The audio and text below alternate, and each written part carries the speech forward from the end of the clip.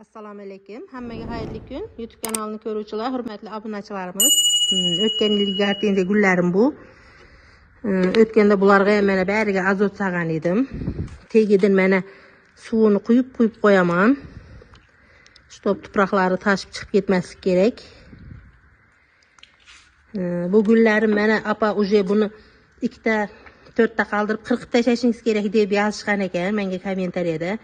Ben bularni atay o'stiryapman. Nega desanglar, mana shulardan uje men tegidan 4 ta 6 tasini qoldiramanda, molar uje chirinka qilishga yaraydi uje. Mana ular ozgina bor hali chirinka qilishga.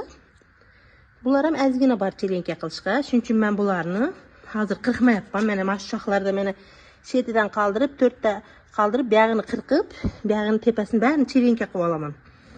Ham desa gul ko'payadi.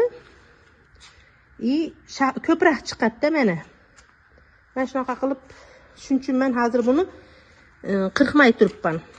Yana ozgina bir 3-4 kundan keyin bularni qirqaman. Bu albisa daraxtlarim mana tegidan chiqqanlarini olib qo'yganman.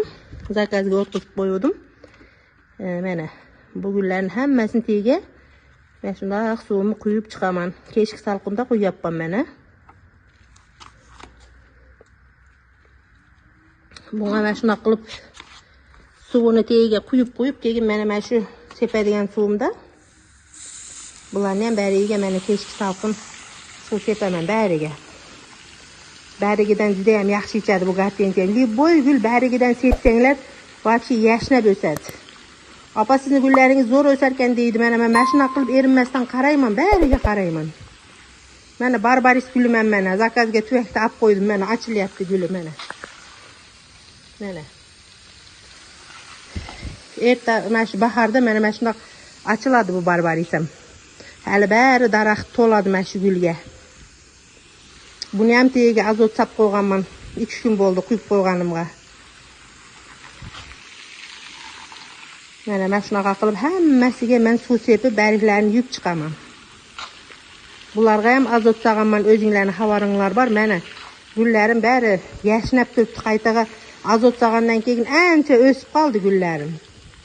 Mana shu oldidagi birinchi tuyaklarim mana shular mana chirinkaga kelib qoldi-da. O'zi bularni chirinka qilib beraman. 2-3 kundan keyin chirinka qilaman.